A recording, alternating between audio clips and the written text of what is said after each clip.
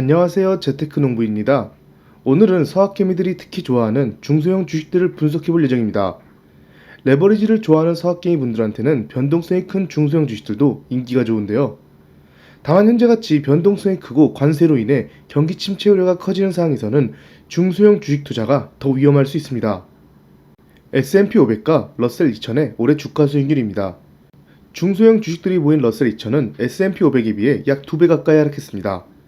중소형 주식들이 그만큼 경기에 민감하다는 뜻입니다. 실제로 이 자료를 보시면 파산 수치가 급등하고 있습니다. 2006년부터 2025년까지의 데이터를 기반으로 한 자료에 따르면 미국 내 기업들의 주간 파산 신청 건수는 최근 급격히 증가하고 있습니다. 2008년 리만 당시와 2020년 코로나 초기에 일시적인 급등세가 있었지만 현재 2025년 초 파산 건수는 이들 시기 이후 최고 수준에 도달한 모습입니다. 이는 중소형 기업들 사이에서 유동성 위기가 본격화되고 있음을 시사하며 기업 파산 증가세가 일시적이 아니라 지속될 수 있는 국면임을 보여줍니다.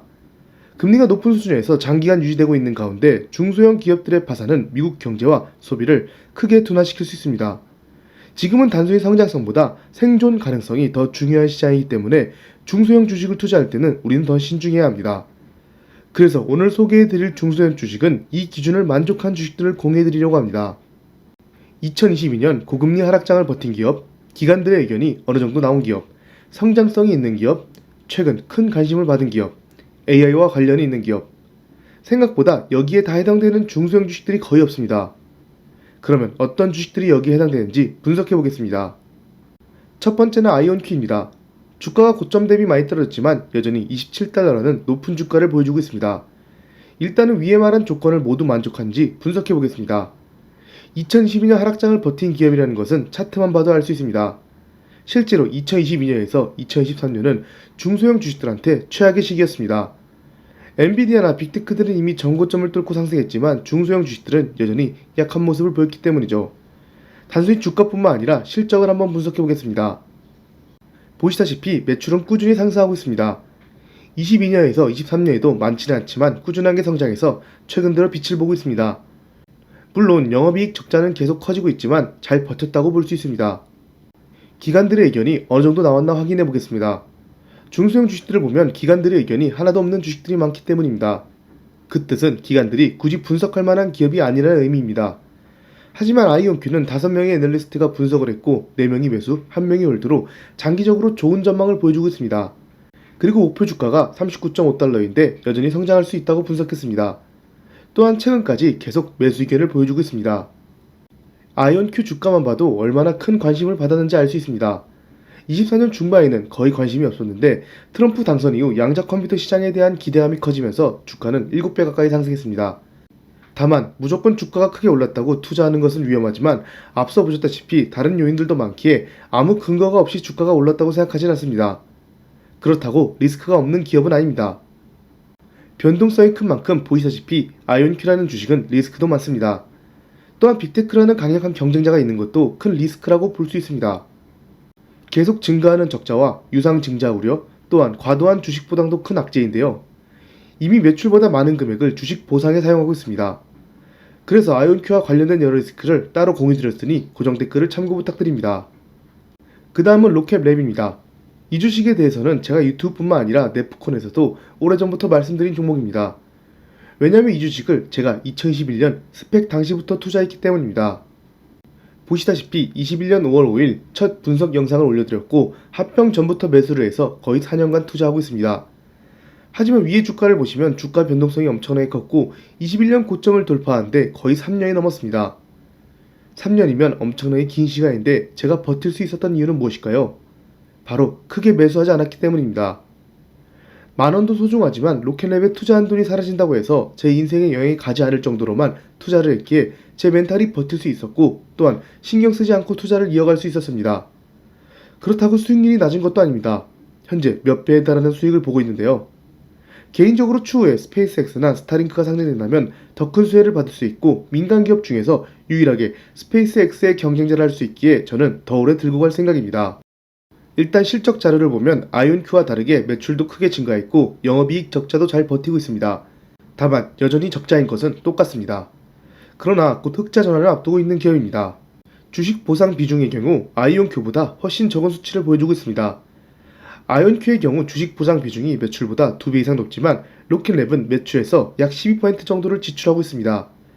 22년과 24년 중소형 주식들의 암흑기에도 잘 버텨낸 것을 볼 수 있습니다.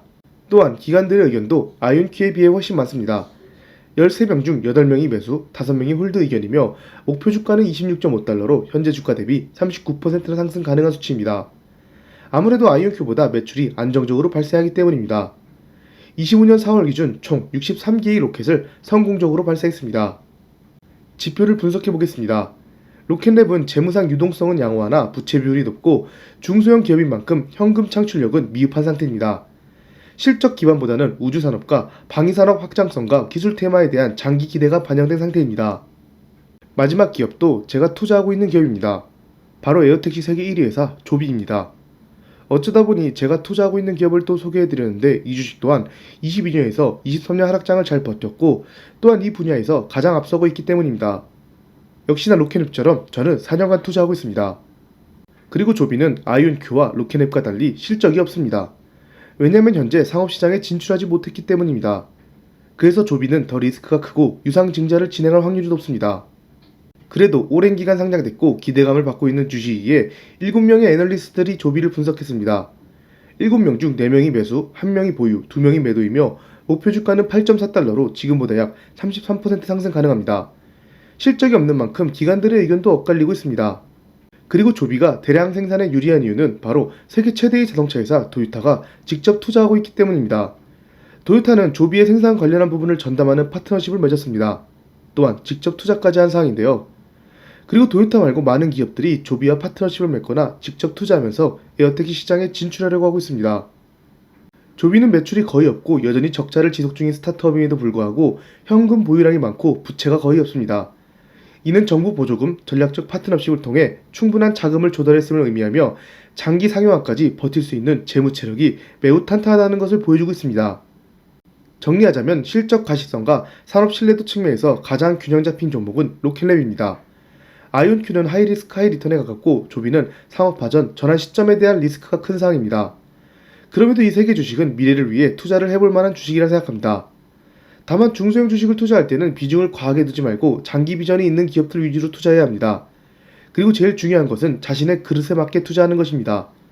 아무리 좋은 주식도 내 그릇보다 더 큰 금액을 투자하면 일시적인 조정도 버티지 못하고 손절하며 나중에 주가가 크게 올랐을 때 불타기를 하면서 더 안 좋은 수익률을 볼 수 있습니다.